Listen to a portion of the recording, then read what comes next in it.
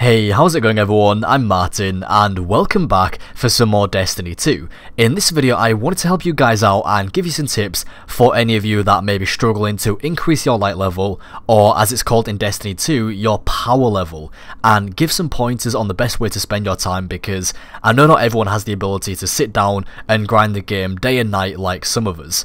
Now, one massive improvement to note that Bungie made to the leveling system is that the game now tracks your highest possible power level based on the gear you have on your character, whether it's equipped or not.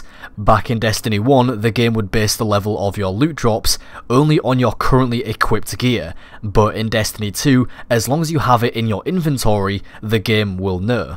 Now, playing through Destiny 2, Bungie have given us a lot more avenues for leveling up and obtaining gear, which is great. Most activities you do are going to give you some kind of gear higher than your current power level, whether it be a small or big increase. If you're still playing through the story, you don't really need to worry about your power level just yet. Just keep playing through the game as you would and finish the story first. It's not worth focusing on other things until you're level 20. Once you complete the final mission, I believe the game will launch you to level 20 regardless of your current level, or at least very close to level 20. You'll receive 3 exotics simply from playing the campaign. You'll receive an armor piece from Sloan, a weapon from Asher Mir, and an exotic engram from Zavala at the end. So go complete the story before worrying about power level. Whilst you're playing at any point, whether you've beat the campaign or not, don't be afraid to replace any of your current gear for something with a higher level. Try not to get attached too much to a specific weapon or armor piece just yet, because you'll be constantly changing and upgrading to new gear before you hit around level 265. After 265 is when the true grind begins. Also, don't bother infusing gear because it's just going to be a waste of materials. It's way easier waiting to get new gear to drop, and infusing costs legendary shards, which you don't want to spend because those shards are also used to purchase exotic gear from Xur, who only appears on Fridays to Sundays. So you'll want to make sure you're saving up those legendary shards for Xur. Legendary shards come from dismantling legendary gear. Now, as I said, there's no real wrong way to go about leveling up, but there are some activities you might want to focus on more, specifically public events, adventures, and grinding reputation ranks.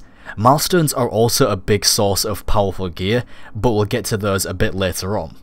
Public events currently seem to be one of the most efficient ways of obtaining exotic engrams. Almost everyone in my fire team has gotten at least one in about 1 to 2 hours of grinding, although of course it is random, so don't expect the exact same results, but public events are the most reliable method as of right now. So if you and a fire team have time, go spend some hours in one location farming public events. Whilst you do this, you'll also be receiving other blues and legendaries, as well as tokens that can be turned into the NPC of the planet you're farming on. So say if you're grinding in the EDZ, you'll eventually build up a nice stack of tokens that you can go turn into Devrim K for reputation that will level you up and grant you some more legendary gear.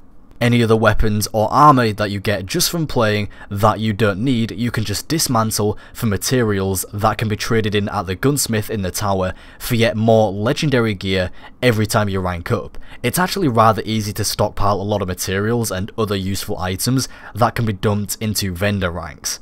Also, if you have a fire team medallion consumable and some free time, you should activate one because it grants you and your fire team 4 hours of increased loot drops, so it's definitely worth it if you're grinding activities.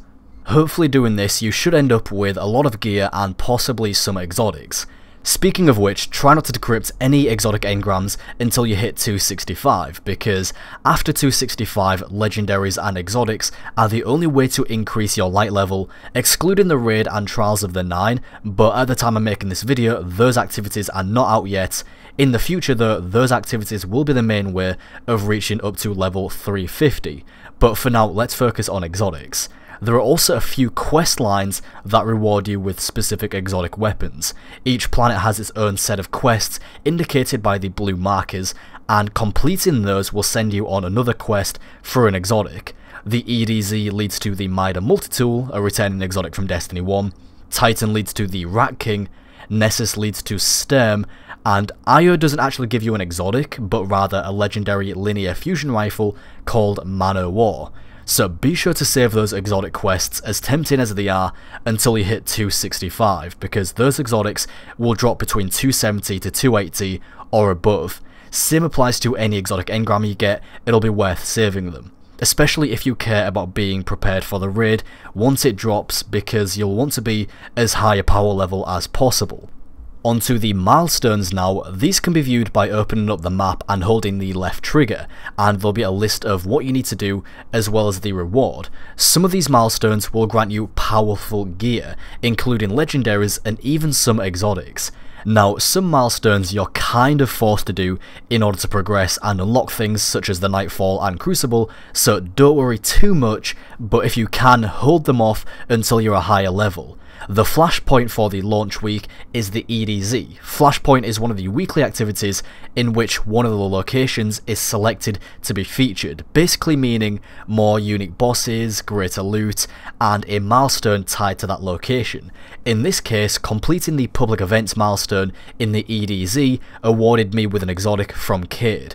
Unfortunately, Zio isn't here for the first week of Destiny 2, but he will be here next week on Friday, so you can expect I'll be covering what exotics and other items he brings with him.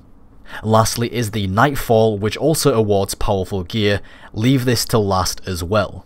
Raids, Trials of the Nine and Iron Banner are where your gear will come from to reach the level cap of 350, but that is for a future video once those activities are available. So just to recap, up to like level 20, that is just where you want to be focusing on the campaign and complete the story, don't worry about power level too much. After that, you'll want to be focusing on grinding out activities, grinding out blue gear, constantly switching out, dumping materials and tokens into vendor ranks to get more gear, including some legendaries from there. Those will give you big boosts, sometimes of 10 power levels and more, so definitely focus on upgrading your vendor ranks. And then once you've capped out at 265, legendaries and exotics from public events, adventures and such are going to be your main way of leveling up from that point onwards. So I think that just about covers everything.